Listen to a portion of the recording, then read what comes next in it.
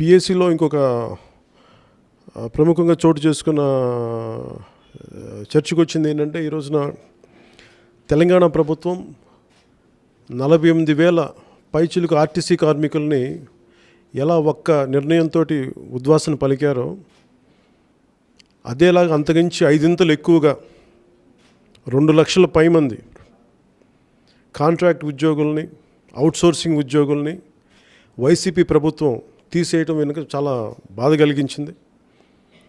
ఈ నెల 23-24లో ఈ అవుట్సోర్సింగ్ కాంట్రాక్ట్ ఎంప్లాయీస్ మమ్మల్ని విజ్ఞాపన అందించడానికి మమ్మల్ని చాలా విషయాలుగా పార్టీకి అందుతూ ఉన్నాయి. కాంట్రాక్టు అవుట్సోర్సింగ్ ఎంప్లాయీస్ కూడా మేము మాటిస్తున్నాం, మీ తరపు మేము పోరాటం చేస్తాం. 23-24న మీరు విజయవాడలో మేము వచ్చినప్పుడు దయచేసి మీ విజ్ఞాపన మేము తీసుకుంటాం.